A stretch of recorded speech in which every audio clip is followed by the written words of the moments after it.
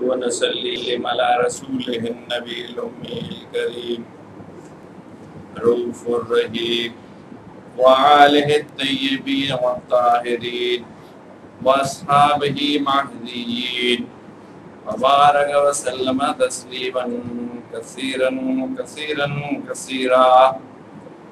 أما بعد فأعوذ بالله من الشيطان الرجيم. بسم الله الرحمن الرحيم. ومن يتوكل على الله فهو حسبه إن الله بالغ أمره قد جعل الله لكل شيء قدرا. یہ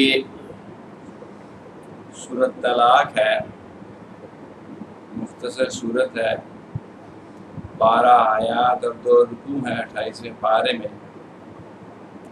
اس میں زیادہ تر مسائل اور معارف طلاق کے بارے میں ہے، لیکن ایک ٹکڑا قریباً 1.5 آیت جو میں نے آپ کے سامنے تلاوت فرمائی ہے یہ عمومی ہے. اس کا براہ راست تعلق طلاق اور اس کے مسائل سے بھی ہے، اور ایک بہت بڑا مسئلہ جو اس وقت ساری انسانیت کو درپیش ہے اس کا بھی حل اور اس کے حصول کا طریقہ کار بتایا گیا ہے. ہم میں سے ہر شخص رزق کے حصول اور کاروباری مسائل کے اندر الجھا ہوا ہے. جب بھی کوئی پریشانی اور مسئلہ درپیش آئے تو ہمیں تو یہی تربیت ہے کہ قرآن کی طرف رجوع کریں اور اس کا حل اس میں سے تلاش کریں، اور اس کی روشنی میں احادیث مبارکہ دیکھیں، اور ان کی روشنی میں حضور سید عالم صلی اللہ علیہ وسلم کی سیرت طیبہ دیکھیں کہ آپ نے دینی اور دنیاوی مسائل کا حل کس طرح تلاش کیا ہے. تو اس آیت کا ترجمہ ہے وَمَن يَتَّقِ اللَّهَ، اور جو کوئی ڈرتا ہے اللہ سے، یجعل لہ مخرجا، اللہ سے وہ کر دے گا اس کا گزارا، وَيَرْزُقْهُ، اور روزی دے گا، من حیث لا یحتسب، اس کو جہاں سے اس کو خیال بھی نہ ہو. وَمَن يَتَوَکَّلْ عَلَى اللَّهِ فَهُوَ حَسْبُهُ، اور جو کوئی بھروسہ رکھے اللہ پر تو وہ اس کو کافی ہے. ان اللہ بالغ امرہ، تحقیق اللہ پورا کر لیتا ہے اپنا کام. قد جعل اللہ لکل شیء قدرا، اللہ نے رکھا ہے ہر چیز کا اندازہ. اس آیت اور آدھی آیت کے شان نزول میں انہوں نے لکھا ہے علماء نے. ایک صحابی تھے عوف بن مالک اشجعی رضی اللہ تعالی عنہ، اور ان کے بیٹے کا نام سالم تھا. ان کے بیٹے کو دشمنوں نے اور کافروں نے پکڑ لیا اور قید کر دیا. بیٹا ظاہر ہے بہت قریبی ایک تعلق ہے، ماں کا بہت لاڈلا تھا، اور ماں بہت بے چین تھی اور بہت تڑپتی تھی اس کی جدائی میں. ادھر وہ بچہ بھی نوجوان جو تھا وہ بہت اذیت میں اور بہت پریشانی میں تھا اور بہت روتے تھے. ادھر ماں روتی تھی اور ادھر سالم بہت روتے تھے. حضور صلی اللہ علیہ وسلم کے سامنے یہ مسئلہ پیش کیا گیا. آپ نے فرمایا کہ لا حول ولا قوت الا باللہ العلی العظیم پڑھیں کثرت کے ساتھ. اور دونوں نے جب دل پہ لگی ہو تو پھر آدمی صحیح پڑھتا ہے نا. اور ماں نے بھی خوب پڑھا اور باپ نے بھی خوب پڑھا، اور اس بچے کو بھی پیغام کسی طرح نوجوان کو پہنچا دیا، اس نے بھی خوب پڑھا. ایک دن صبح اٹھے تو وہ ان کی زنجیریں کھلی ہوئی تھیں، اور وہ جو ان کے دیکھنے والے تھے، پہرے دار تھے، وہ سوئے ہوئے تھے۔ تو یہ اونٹ کے اوپر، باہر اونٹ ایک تیار کھڑا تھا، اس کے اوپر کاٹھی اور ساری ساز و سامان، تو یہ اس اونٹ میں سوار ہوئے، اور اسی سین میں جہاں ان کو قید کیا ہوا تھا بہت ساری بھیڑ بکریاں اور اونٹ تھے، ان کو سب کو یہ ہانک کے اپنے ساتھ لے اور خود بھی آ گئے۔ تو بہت خوش ہوئے سب لوگ۔ تو وہ یہ سارا سامان، بھیڑ بکریاں اور اونٹ لے کے حضور صلی اللہ علیہ وسلم کی خدمت میں حاضر ہوئے اور کہا یہ ہمارے لیے جائز ہے کہ اس کا استعمال کریں۔ تو آپ نے اس کی اجازت مرحمت فرمائی کہ دارالحرب میں سے ایک ایسی صورت میں لے آئے سامان دارالسلام میں، کفار کے اس میں سے جن سے کوئی معاہدہ امن نہ ہو اپنے ملک کے اندر، تو یہ بمثل مال غنیمت کا ہے۔ اور اس میں اور یہ اضافہ یہ ہے، اس میں خمس جو ہے 1/5 امیر کو نہیں دیا جائے گا، وہ سارے کا سارا وہ مال رکھ سکتا۔ اس خوشی کے موقع کے اوپر اللہ تبارک و تعالیٰ نے یہ آیت نازل فرمائی کہ جو اللہ سے ڈرتا ہے اللہ تعالیٰ اس کو وہاں سے اس جھنجٹ میں سے نکلنے کا راستہ نکال دے۔ تو یہ جو آج ہم مسائل میں گھرے ہوئے ہیں اور ہر شخص کسی نہ کسی چکر میں ہے، مالی پریشانی میں ہے، تو مختلف اس کے لوگ بتاتے ہیں طریقے کہ یہ کام کرو، اپنی کوالیفیکیشن امپروو کرو، اپنی کوئی نوکری اور تلاش کرو، یوں کرو وہ کرو۔ لیکن قرآن کیا بتا رہا ہے؟ قرآن بتا رہا ہے کہ جب کسی ایسی مشکل میں پھنس جاؤ تو اس وقت تقوی اختیار کرو۔ اور تقوی کیا ہے؟ تقوی یہ ہے، یہ ایک دل کی صفت ہے کہ بندہ تنہائی کے اندر اور جب اس کو کوئی دیکھ نہ رہا ہو، محض اللہ تبارک و تعالیٰ کے ڈر اور خوف کی وجہ سے نافرمانی اور گناہوں کو چھوڑ دے، یہ تقوی ہے۔ اور اللہ تبارک و تعالیٰ کی اطاعت اور فرمانبرداری پر رضا اور رغبت اور شوق کے ساتھ اور اپنی ضرورت سمجھتے ہوئے کرے، یہ ہے تقوی۔ اس کی زندگی کا منتہا اور مقصد اور آبجیکٹو زندگی کا اللہ تبارک و تعالیٰ کو راضی کرنا، اور اس کی کوئی اور وجہ نہ کہ مجھے مالی منفعت مل جائے گی، مجھے عہدہ مل جائے گا، مجھے یہ ملے گا، مجھے نہیں، صرف یہ ہو کہ اس کا زندگی کا ایک سوچنے کا انداز ہو کہ میرے اس عمل سے اور اس طرز زندگی سے اللہ تبارک و تعالیٰ راضی ہو رہے یا ناراض ہو رہے۔ تو جب یہ طرز عمل اختیار کر لے گا تو اللہ تبارک و تعالیٰ اس جھنجھٹ اور اس پریشانی اور اس دقت اور اس گڑھا ٹوپ اندھیرے میں سے نکلنے کا سامان پیدا کریں گے، وَيَرْزُقُهُ، اور اس کو رزق اور اپنی عطا ایسی جگہ سے دیں گے، من حیث لا یحتسب، کہ اس کا کبھی خواب و خیال اور گمان اور سوچ بھی اس طرف نہیں جا رہی ہوگی جہاں سے اس کو رزق ملنا شروع ہو۔ تو علماء نے لکھا ہے کہ قرآن کے اوپر آپ غور کریں تو عمومی طور پر تقوی کی 5 برکات سامنے آتی ہیں۔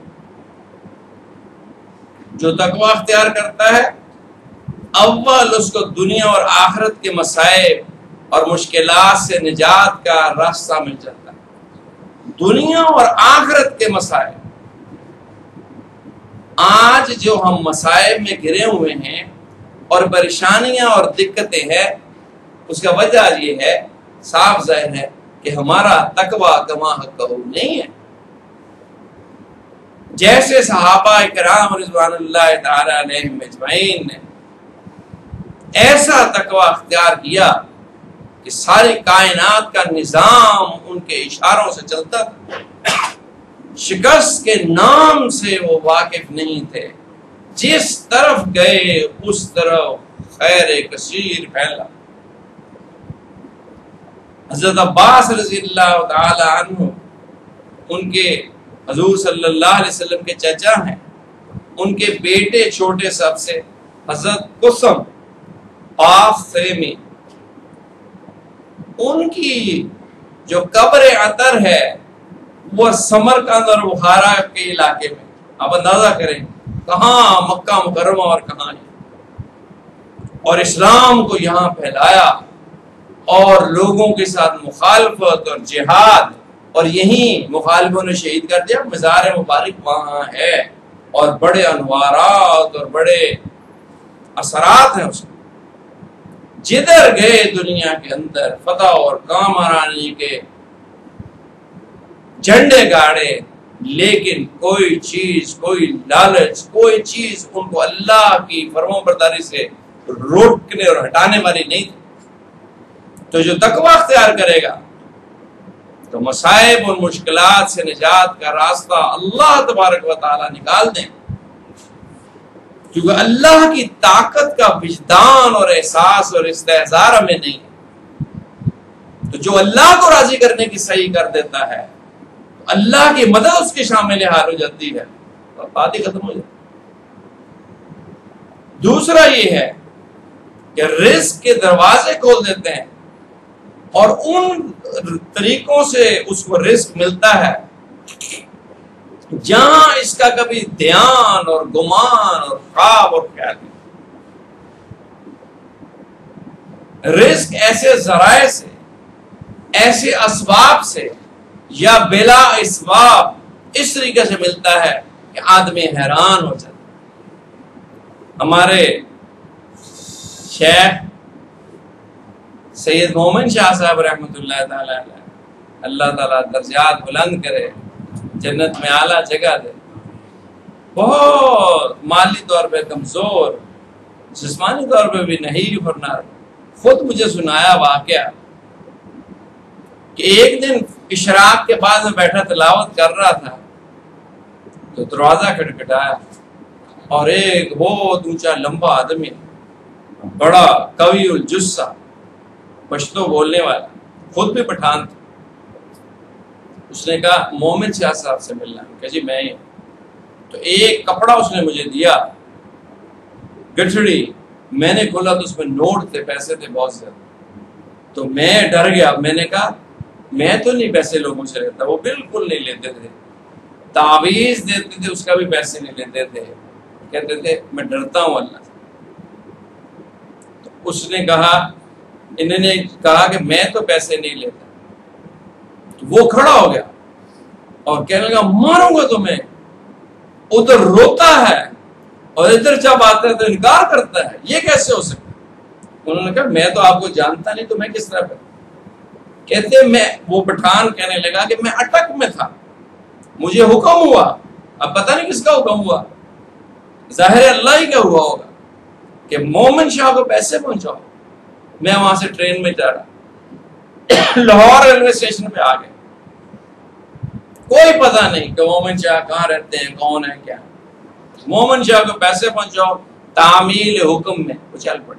اسٹیشن پہ اترے، ایک کلی جا رہا تھا، کہنے لگا مومن شاہ کو جانتے ہو؟ مجھے کہا نہیں.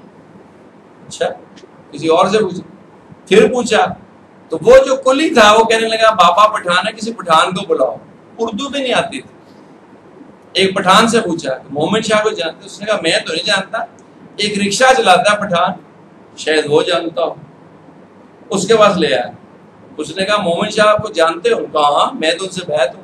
اس نے کہا مجھے لے چلو. وہ رکشہ والا گھر پہ لے آیا. اسے کہا واپس نہیں جانا، اور اس کو اور پیسے دیے. اور پیسے دے کے کہنے لگا، انہوں نے کہا کہ اب چائے تو پی لیں. پھر اٹھ کے کھڑا ہوا تھپڑ مارنے کے لیے. کہنے لگا چائے پینے کے لیے آیا ہوں اٹک سے. میں نے واپس ابھی جانا ہے، واپسی ٹرین، وہیں جا کے ناشتہ. پنڈی سے آگے ہے کہ عمل پور اٹک، وہاں سے. یہ ہے کہ جب آدمی تقوی اختیار کرتا ہے تو اللہ تبارک و تعالی رزق کے خزانے غائب کے اس کے اوپر کھول دیتے ہیں اور ایسی جگہ سے رزق ملتا ہے کہ اس کو خواب و خیال میں بھی نہیں آ سکتا۔ تیسرا فائدہ تقویٰ کا یہ ہے کہ اس کے سب کاموں میں آسانی پیدا کرتا ہے، سب کاموں میں، دینی اور دنیاوی، کوئی رکاوٹ نہیں، خود بخود قدرت اس کی مدد کو آتی ہے، اور اللہ تبارک و تعالی فرشتوں کے ذریعے سے اور انسانوں کے قلوب کے اندر اس کی محبت ڈال کے یا جس طرح مناسب سمجھتے ہیں اسباب کے ذریعے یا بغیر اسباب کے اس کی مدد فرماتے ہیں اور سارے اس کے کام آسان ہیں۔ چوتھا یہ کہ اس کے گناہوں کا کفارہ کر دیتے ہیں۔ کوئی بشری تقاضے کے ساتھ گناہ ہو گیا، زیادتی ہو گئی، تو اللہ تبارک و تعالی یا تو اس کو توبہ کی توفیق دے دیتے ہیں اور اس کی توبہ کو قبول فرما لیتے ہیں، یا اپنی جناب سے اس کی گناہوں کا کفارہ ادا کر فرما کر اس کو ہلکا پھلکا کر، اور پانچواں یہ کہ اس کا اجر بڑھا دیتے ہیں، اس کا اجر بڑھا دیتے ہیں۔ عام آدمی نے 2 نفل پڑھے تو 2 ہی ہیں، اس نے پڑھے تو 2 لاکھ نفل۔ ایک آدمی، اللہ والے گزر رہے تھے، راستے میں قبرستان آ گیا، انہوں نے ایک دفعہ درود شریف پڑھ کے کہا جتنے لوگ یہ اس قبرستان میں دفن ہیں، اے اللہ ان کو اس کا ثواب پہنچا دے۔ 11,000 لوگوں کو قبرستان میں جو مدفن تھے ان کو عذاب قبر ہو رہا تھا، ساروں کی تخفیف کرنے، ایک دفعہ درود شریف پڑھنے کا یہ اجر ہے جس کے اندر تقویٰ۔ اس نے ایک دفعہ اللہ کہا تو لوگوں کو دل جو ہے وہ جھوم گئے اور سارے اللہ کی طرف ملتفت ہو۔ تو اللہ تو ہم بھی کہتے ہیں، اللہ تو وہ بھی کہتے ہیں۔ ایک اللہ والے تھے سید علاء الدین شاہ صاحب رحمۃ اللہ، یہاں شیخو پورہ میں دارالسلام میں ان کی خانقاہ تھی، انتقال ہو گیا، بہت ضعیف، 100 سال سے زیادہ ہوں۔ تو ایک مجلس میں وہ تشریف لائے، ویل چیئر پہ ان کو لایا گیا اور انہیں کچھ کتاب پڑھ رہے تھے، کہ بہت ضعیف ہیں، بیان نہیں کر سکتے، دعا فرما۔ تو انہوں نے ہاتھ اٹھائے، کہا چلو جی دعا کر لو، مجھ بوڑھے کو یہ تنگ کرتے ہیں، دعا کرا دو، دعا تو خود کرنی چاہیے۔ بس انہوں نے دعا کے لیے ہاتھ اٹھائے، اور صرف اتنا مجھے سمجھ میں آیا، انہوں نے کہا اے اللہ ہم تو کمینے ہیں، ہمیں تو مانگنا بھی نہیں آتا۔ بس جو مجمع تھا اس کے اوپر اتنا گریہ طاری ہوا، اس قدر لوگ روئے اور تڑپے، کسی کو کچھ پتا نہیں، اور میری یہ اپنی حالت ہوئی کہ میری اینک گر گئی، ٹوپی گر گئی، لوگ تو تڑپتے تھے، دیواروں کو ٹکرے مارتے، اس قدر گریہ طاری ہوا، چیخیں مارنے لگ گئے لوگ، تاکہ کسی نے ہمت کر کے اٹھ کے حضرت کی کمر پہ ہاتھ رکھا، ان کا حضرت بوڑھے لوگ ہیں، یہ نہ کسی کا وصال ہو۔ انہوں نے کہا اچھا جی آپ تو ہمیں دعا بھی نہیں مانگیں گے، صلی اللہ۔ پھر جا کے ہوش آئی، اس کو ادھر پڑا، تو وہ ہم بھی ایک ذکر کرتے ہیں، ایک وہ بھی ذکر کرتے ہیں۔ تو جو تقویٰ اختیار کرتا ہے اس کے چھوٹے عمل کو بہت بڑا بنا دیتا ہے، اور اس کا تعلق اللہ کے ساتھ ایسا بن جاتا ہے کہ اللہ تبارک و تعالی اس کے اوقات کو ضائع ہونے سے بچاتے ہیں، اور اس کا دھیان اور توجہ اللہ کی طرف ملتفت رہتی ہے۔ اور یہ 5 تقویٰ کی برکات تو اس صورت کے اندر اللہ نے گنائی ہیں، اور ایک اور جگہ لکھا ہے کہ حق و باطل میں تمیز اور پہچان آسان ہو جاتی ہے، کہ یہ کام میں جو کر رہا ہوں یہ اللہ کی رضا کا موجب بنے گا یا اللہ کی ناراضی کا موجب بنے گا۔ آدمی کو بعض کا شبہ پڑ جاتا ہے، تقوی والے کو اللہ تعالیٰ رہنمائی فرماتے ہیں، وہ سیدھے راستے پر چلتا ہے اور منزل اس کی آسان۔ تو ساری گفتگو کا اور اس صورت کا، آیت کا یہ لب لباب یہ ہے۔ حضرت ابو ذر غفاری رحمۃ اللہ رضی اللہ تعالی عنہ فرماتے ہیں کہ حضور سید عالم صلی اللہ علیہ وسلم نے فرمایا کہ ابو ذر یہ آیت پڑھ، یہ جو اتنی میں نے تلاوت کی ہے، وَمَن يَتَّقِ اللَّهَ اور پڑھتے پڑھتے سو جا، بس یہ تیرے رزق کے لیے یہ تیری کفایت کر دے۔ اور ابھی بھی بزرگوں نے لکھا ہے کہ جس کو مالی دشواری ہو اور رزق میں کمی ہو اور کوئی پریشانی ہو تو وہ فجر کی نماز پڑھے اور پڑھ کے وہیں بیٹھا رہے، اور اشراق کے بعد تک جب سورج طلوع ہو جاتا ہے اس وقت تک اس آیت کو بغیر ترجمہ کے پڑھتا رہے، 40 دن سے نہیں گزریں گے اس کا مسئلہ حل ہو جائے گا۔ غیب سے اللہ تبارک و تعالیٰ اس کی رزق کی کفایت کرے۔ لیکن اس کی روح یہ ہے، اس آیت کی روح یہ ہے اور اس بات کا خلاصہ یہ ہے کہ ہم تقوی اختیار کریں۔ اور تقوی کیا ہے؟ یہ سیلف ڈسپلن اس کو کہہ لیں کہ ہمیں یہ دیکھنا ہے کہ ہم تنہائی کے اندر اور خاموشی کے اندر اور دوسرے ملکوں میں جا کر یہاں کوئی دیکھنے والا نہ ہو، کوئی واقف کار نہ ہو، ہمارا کیا طرز عمل ہو۔ ہم ایک گروہ ڈاکٹروں کا انگلینڈ گئے، 25-30 ڈاکٹر تھے، تو وہاں داڑیاں رکھی ہوئی تبلیغی جماعت کے یہاں چلے کاٹنے والے، وہ بھی جا کے وہاں مفت ملی تو کہنے لگے پی لو، چکھو تو صحیح شراب کیسی ہوتی ہے۔ میں حیران ہوتا تھا کہ چلو عام تو لوگ جیسے بھی ہیں، تو مجھے کہنے لگے، جب میں نے منع کیا تو کہنے لگے رائیویڈ تو نہیں نا آئے ہوئے، انگلینڈ آئے ہوئے، یہاں بھی اگر آ کے نہ بھی تو پھر کیا فائدہ ہے۔ یہ تو پھر بڑی ہلکی بات ہے، یہ تو پھر بڑی ہلکی بات ہے کہ یہاں ہم کچھ اور ہے اور وہاں کچھ اور ہے۔ وہی خدا یہاں بھی ہے، بازار میں بھی ہے، مسجد میں بھی ہے، بیت اللہ میں بھی ہے، مسجد نبی میں بھی، وہی خدا ہے اور وہی اس کی صفات ہے اور وہی اس کی موجودگی ہے ہر جگہ، حی و قیوم ہے۔ اس سے ایک ایسا تعلق بن جائے اور ایسی نسبت ٹھہر جائے کہ دل کے اندر سے یہ خیال کبھی محو نہ ہو کہ وہ موجود ہے اور وہ دیکھ رہا ہے اور ہر ایک میرے عمل کی نگہداشت ہے، اور جو میرے قلب کی کیفیت ہے اور دماغ کے اندر جو سوچ ہے وہ بھی اس سے مخفی نہیں ہے۔ اس کو راضی کرنا ہی نجات کا ذریعہ ہے، اور اس کو ناراض کرنا جو ہے وہ تباہی اور بربادی کا ذریعہ ہے۔ بس آج جس چیز کی ضرورت ہے وہ تقوی اختیار کرنے کی ضرورت ہے۔ ہمارے مسائل اور مشکلات کا حل تقوی ہے، ہماری مصیبتوں کا حل تقوی میں رکھا ہے، ہماری بیماریوں کے علاج اللہ کے خوف سے، اور خوف ایسا کہ جو ہمیں اس کی نافرمانی سے اور بری باتوں سے روک دے۔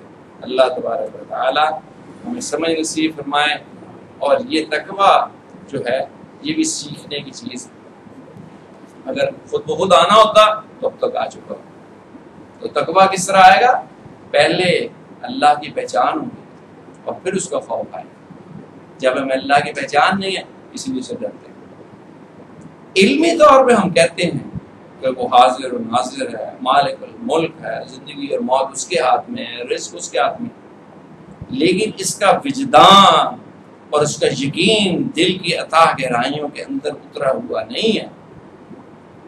جب یہ یقین دل کے اندر اتر جائے گا تو پھر تقوی اختیار ہوگا، پھر آدمی جھوٹ نہیں بول سکتا، پھر آدمی غیبت نہیں کر سکتا، پھر کسی کے خوشی اور ناراضگی کا اس کے اوپر اثر نہیں ہوتا کہ میرے برادری خوش ہوگی یا ناراض ہوگی، میری بیوی خوش ہوگی یا ناراض ہوگی، میرے بچے ادھر کو چلیں گے، نہیں۔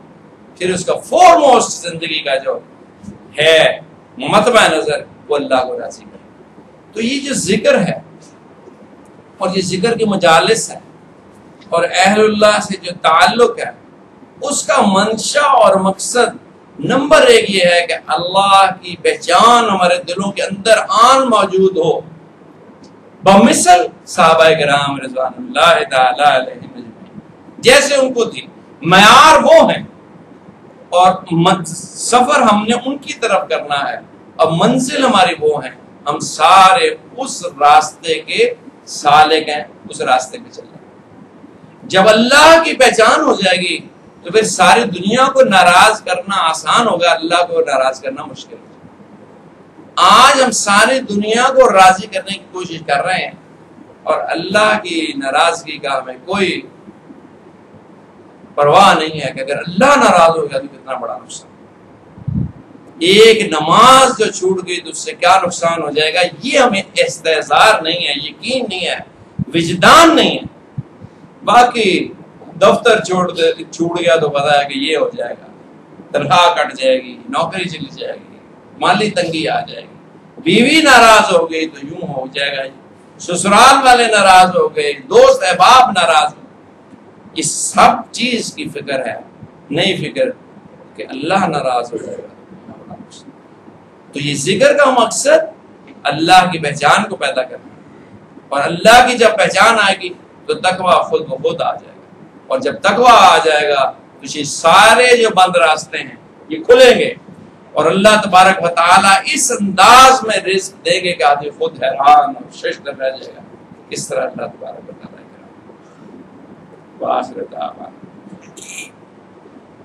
اعوذ باللہ من الشیطان الرجیم بسم اللہ الرحمن الرحیم. اعوذ باللہ من الشیطان الرجیم بسم اللہ الرحمن الرحیم. اعوذ باللہ من الشیطان الرجیم بسم اللہ الرحمن الرحیم. اعوذ باللہ من الشیطان الرجیم بسم اللہ الرحمن الرحیم. اعوذ باللہ من الشیطان الرجیم بسم اللہ الرحمن الرحیم. اعوذ باللہ من الشیطان الرجیم بسم اللہ الرحمن الرحیم.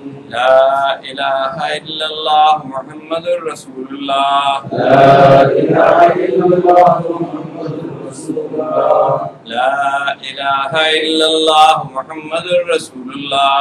لا الہ الا اللہ محمد رسول اللہ. لا الہ الا اللہ محمد رسول اللہ. لا الہ الا اللہ محمد رسول اللہ. استغفر اللہ ربی من کل ذنب واتوب الیہ. استغفر اللہ ربی من کل ذنب واتوب الیہ. استغفر اللہ ربی من کل ذنب واتوب الیہ. استغفر اللہ ربی من کل ذنب واتوب الیہ. استغفر اللہ ربی من کل ذنب واتوب الیہ. استغفر اللہ ربی من کل ذنب واتوب الیہ. اللہم صلی علی سیدنا محمد وآلہ وبارک وسلم. اللہم صلی علی سیدنا محمد وآلہ وبارک وسلم. اللہم صلی علی سیدنا محمد وآلہ وبارک وسلم. اللہم صلی علی سیدنا محمد وآلہ وبارک وسلم. اللہم صلی علی سیدنا محمد وآلہ وبارک وسلم. اللہم صلی علی سیدنا محمد وآلہ وبارک وسلم. احمد و صدیق و سلمہ قاسم است و جعفر است. باجزید و بلسند و بولی تاج سر است. یوسف است و غیدوانی عارف و محمود ہم. از علی رام دینی سما شمس خاور است. شاہ کلال است و بہاؤدین علاء الدین ولی. خواجہ یعقوب و عبید اللہ بفضل داور است. زاہد و درویش خواجہ کنکی باقی بحق. احمد و آدم بنور و شیخ سعدی رہبر است. خواجہ یحییٰ استم عبد الشکور عبد الرزاق. حضرت محمد صفا فقیر محمد انور است. شمس الدین مولا شدہ جان خریدار غلام. فیض نعمت یا خدایا در درونم خوشتر است. شمس الدین مولا شدہ جان خریدار غلام. باز حضرت غازی شاہ فیضان رب اکبر است. شاہ مومن بادہ ذل الہی یاد کن. با امید فیض اہل اللہ بچشم خاور است. شمس الدین مولا شدہ جان خریدار غلام. صوفی محمول احمد نقش بندی نوکر است. ہوتا یا الہی عشق او ذکر دوام.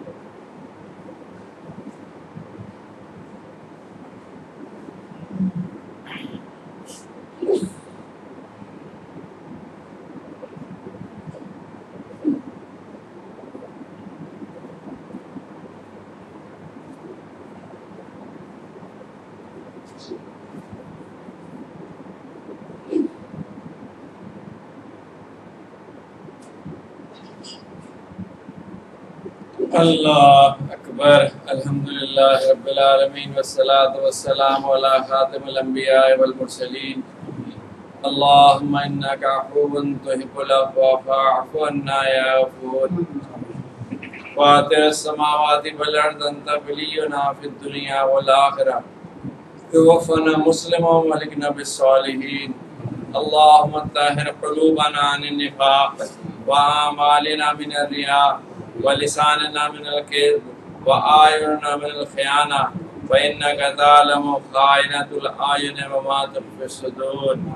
اللهم سلمنا، سلم ديننا، سلم دنيانا، سلم إيماننا، وثبت أقدامنا، فانصرنا على القوم الكافرين.